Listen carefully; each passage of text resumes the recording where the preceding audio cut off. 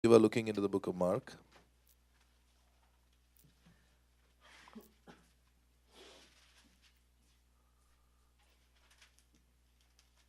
We're going to look into chapter 16 today.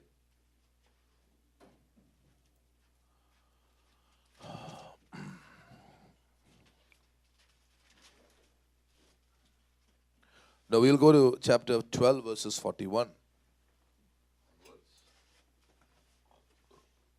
Chapter 12, verses 41 onwards. And he sat down opposite the treasury and began observing how the people were putting money into the treasury, and many rich people were putting in large sums. A poor widow came and put in 2 small copper coins, which amount to a cent. Calling his disciples to him, he said to them, "Truly I say to you, this poor widow put in more than all the contributors to the treasury.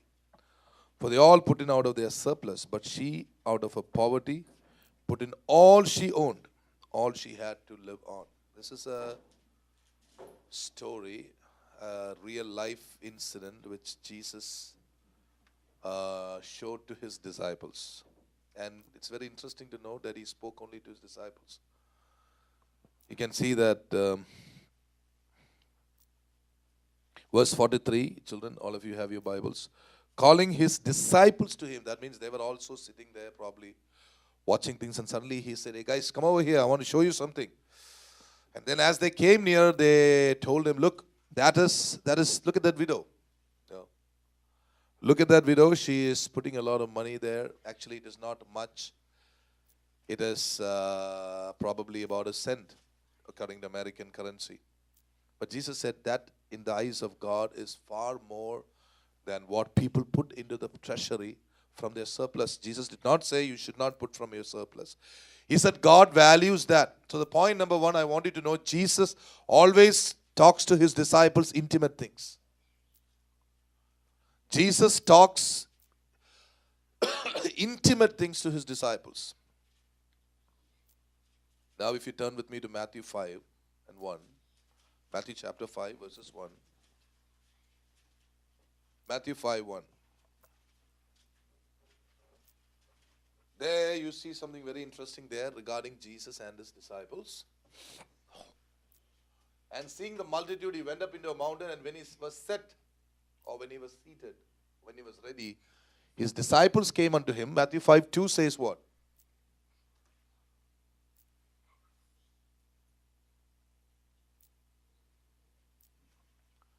Matthew 5, 2 says, what's happening? Just one word, somebody can read it for me in the meanwhile. What? No, verse 2. See, he taught them whom? Well, one version, one understanding is that he taught his disciples. My point is, children, get into the discipline of Jesus. He'll talk to you. Out there in the world, people hear so many voices. They hear all kinds of voices. They hear their inner voices. They hear the soulish voice. Then there are people who listen to all kinds of rock and pop music. And I want you to know there are so many voices that you can hear. One voice which you must hear is the voice of Jesus speaking to you. And if you want Jesus to speak to you, get into his discipline. Be a disciple of Jesus. Yeah? You're all tired. Sit quietly, Shane, somewhere. Sit quietly somewhere. Okay. So you need to become a disciple of Jesus. You need to get into a discipline of Jesus. Disciple comes from the word discipline. Many of you are going to college. Some of you are going to grade into higher classes. I want to tell you something very important. Without discipline, you cannot do much. When you were younger, probably your parents took care of you, and a lot of things about your life was just given to you in a plate. As you grow up, it doesn't normally happen that way. Some of the things you have to work out for, you have to plan ahead, you have to seek things much ahead, plan ahead, prepare, and all these things. And I want to tell you something. You have to keep yourself up with the changing of times. And one thing is discipline is very important. I want to tell you stories of a couple of child film stars who were very popular and famous when they were young. But as they grew up, they began to fall into deep depression because when they were young, they had people carrying them all over. They had all their needs met, and people would always be there. Car doors would always be open for them. They always had money. But when they began to come down in their profession, people also just disappeared, and they were left invalid, not even able to take care of their own things. That can happen to a lot of people who are so taken care of by parents that they don't have their own self-will, they don't have their own assertiveness, they don't have any positive need to do something. They're not motivated. A discipline keeps you motivated. Why do you wake up a day? For example, I want to ask you, how many of you have a regular time of waking up every day, whether there is school or not? Yes, Shane, what time do you wake up? Every day, good. Baby, what time do you wake up if there is no school?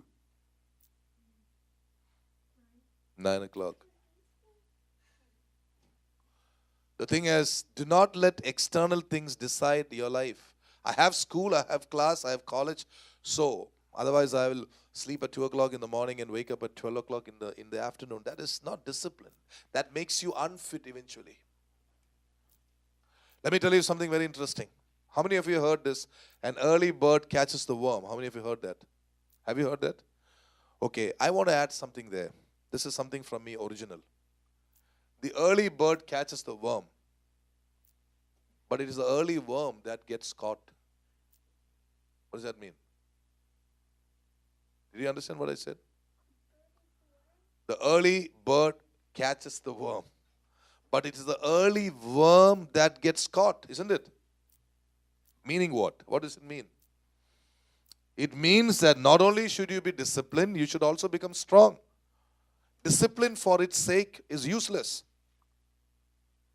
Every day you have to wake up at 6 o'clock. For what? To tell other people that you wake up at 6 o'clock? Every day you should wake up and read the Bible. For what? To tell other people that you're reading the Bible? That is not discipline. That's the wrong side of discipline. Every discipline has a purpose. So I encourage you, children, to set targets for your life. For example, let's say you have a pursuit of knowledge. Let's say you want to learn something outside of your curriculum. Okay? Let's say you want to learn music. So you set a target. Within 3 years, I will be able to read music. How many of you know how to read music? You know how to read music? No, the notations. Little bit, a little bit. A little bit. But if you were to, in olden days in churches, it is very difficult to be part of the choir if you did not know how to read music. Because they would transfer all the tunes through notes and notations. And the pianist or the organist, when I was young, when I was your age, when I used to go to the CSI church, these choir masters were very good in that. They see the notations and, hey, there comes the tune. These days you don't see people like that. That age is now dying off. The classical era died off a long time ago, Beethoven and Mozart and all those things. But one thing I liked about it, maybe they did not worship as we did, which is more important, thank God. But there was an expertise, that came from discipline. When I was young, in our church where we went in India, there was a man called Raju, who was an organist. This guy would be there as long as I can remember, every Sunday, Sunday after Sunday after Sunday. He was a homeo doctor also. Sunday after Sunday, this guy would invariably be playing the organ. Invariably. He was so disciplined. Today, consistency is not to be heard of.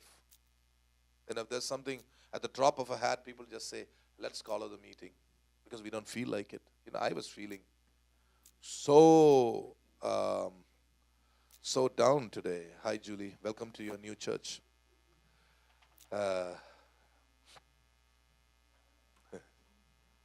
I was feeling very sick today, children. I want you to know. Very, very sick in my stomach. And I knew probably just 3 people may show up. But I said, I want to be here. This is where God has placed me. That is discipline. I'm glad I came.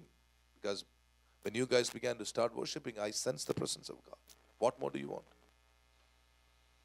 What more in your life? Having the presence of God. God flooding your life. That's very important. That's what the worship team is for. Not just to sing songs. But when you worship God, the presence of God comes. And I'm happy I came. So the bottom line, children, is that learn to be disciplined for a purpose. Let me give you another discipline.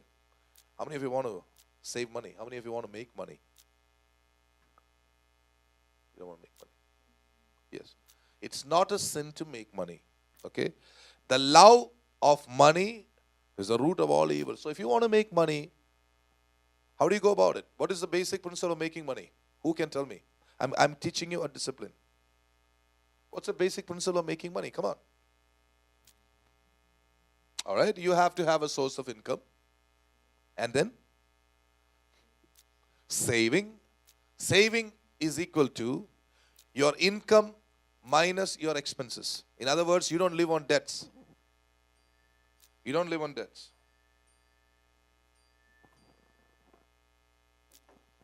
You don't live on debts. Oh.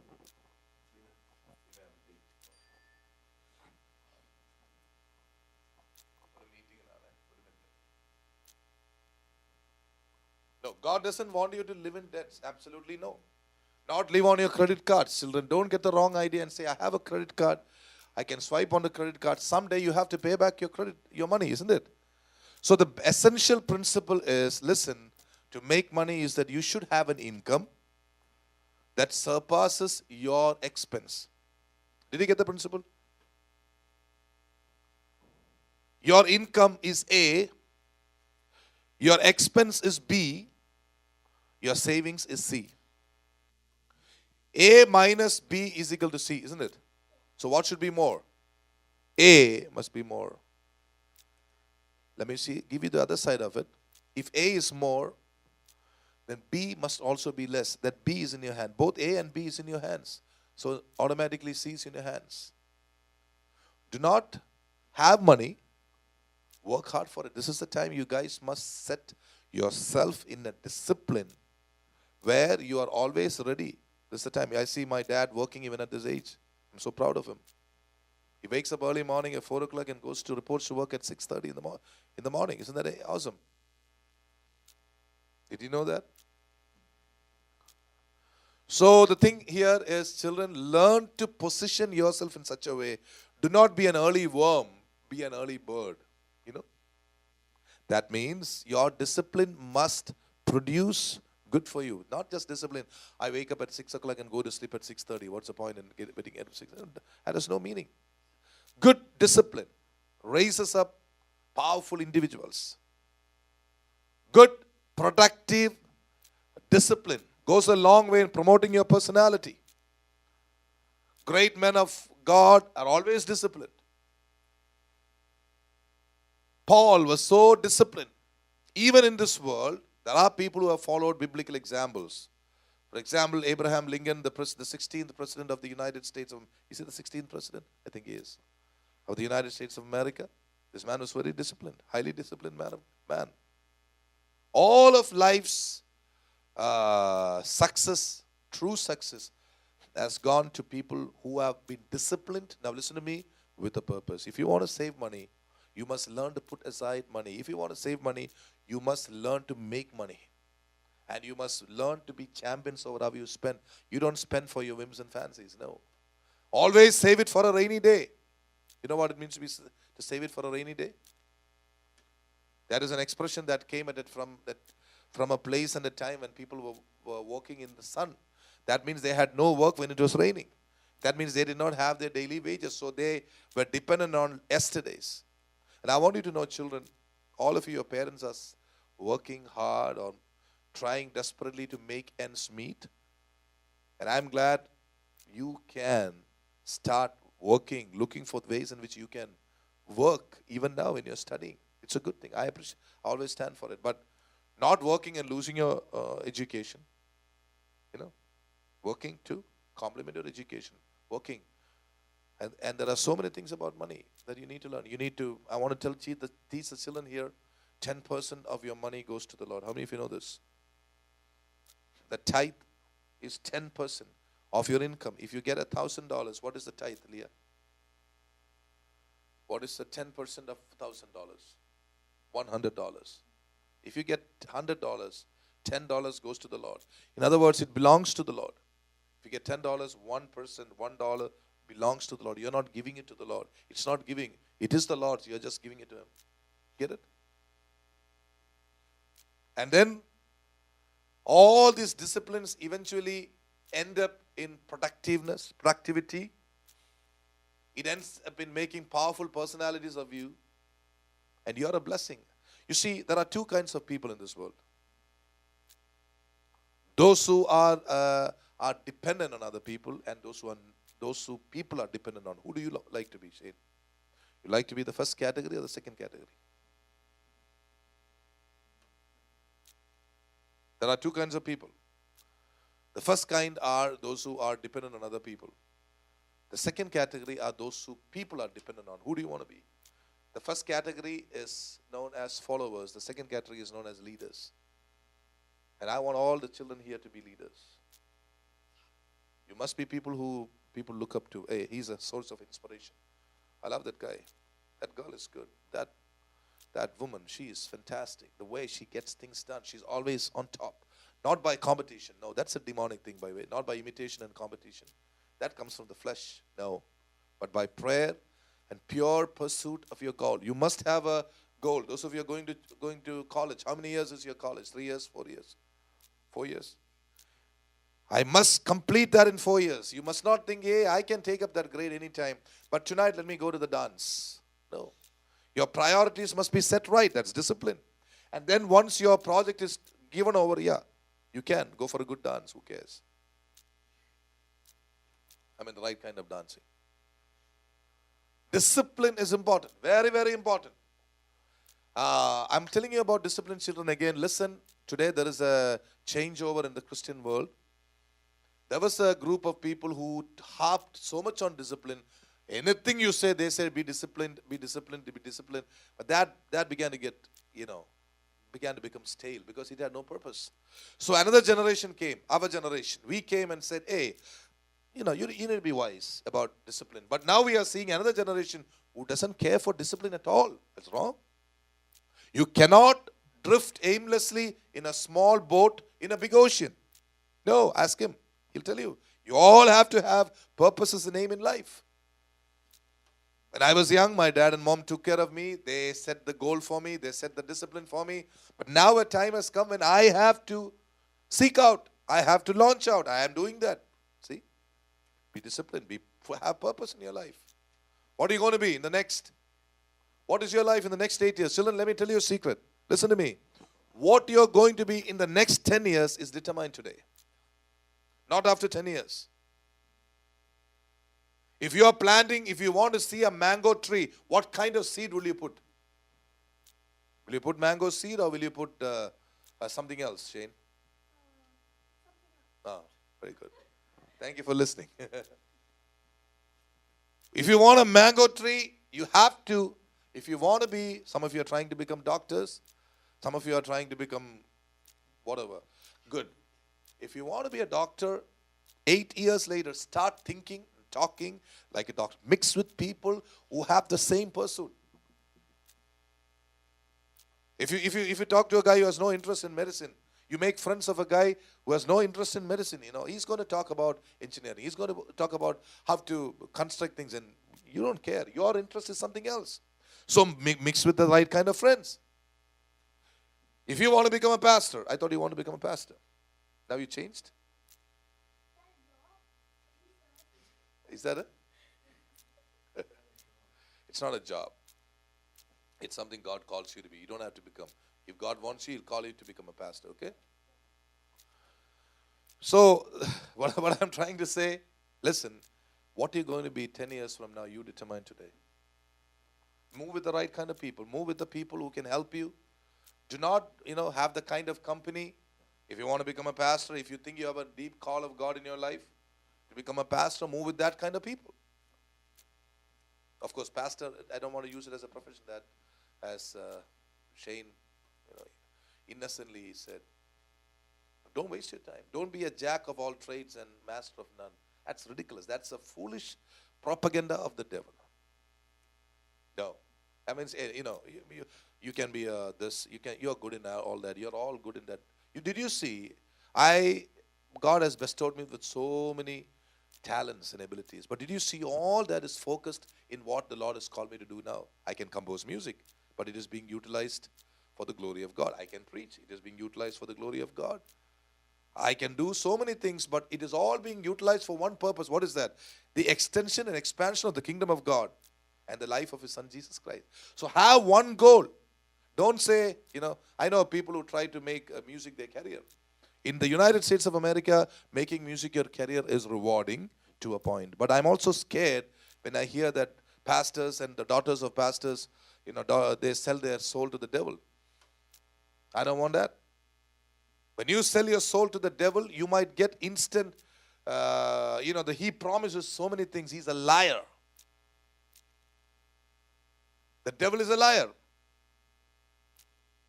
I heard 2 stories. One of those children are still alive. I don't want to mention names because I'm online. I heard a lady lost her life. She started as a good worship leader. I told you about her. I was thinking, why did she want to become famous? Why did they want to become famous? Because probably their musical pursuit was boring. Because they idolize music, I think. Children don't idolize music. Idolize Jesus. Jesus Christ is everything. He fulfills you. You can never be satisfied with the pursuit of anything in this world but Jesus. But when in Christ Jesus, He can use all that you have for His glory and you are fulfilled. Today I'm so happy. I'm blessed. I'm fulfilled. I don't have a music career, but I sing every Sunday. I worship every Sunday. I'm so happy. God gives me new songs. We are going to bring out a new CD for the children and for the adults shortly. You'll see that. Okay? The point is, be disciplined. That's the greater than $1 million word for you. Be disciplined. Set your priorities right. What do you want to be? You want to become something? Set your priority. Don't keep on changing. You go to college and you find out that you're not happy with your major. All right. Try your best to do that. But then switch. I have a cousin he's right now in Schenectady. Somewhere in upstate New York. Maybe he's in Albany, I guess. I have no touch with him. This guy started off wanting to become a doctor, and then he switched to financial stuff, and then again he switched to medical. He's today a doctor.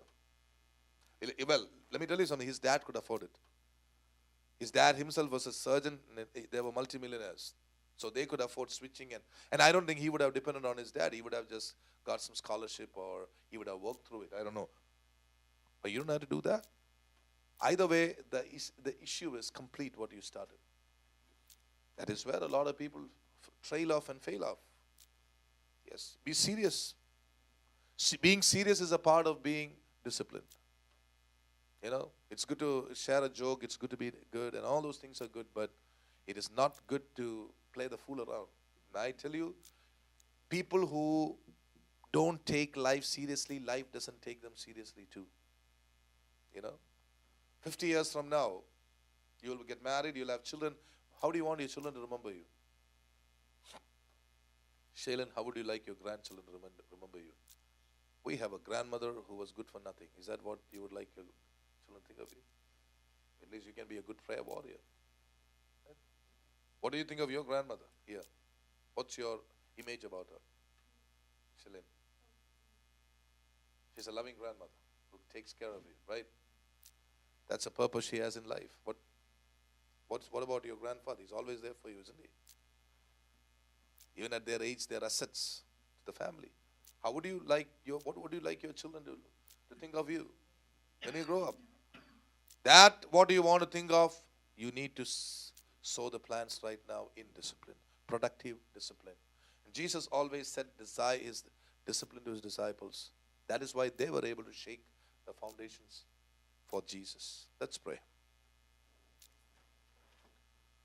Father, I just thank you for that wonderful word. We submit our children into your hands for strong discipline, Lord, even as they are soaring high.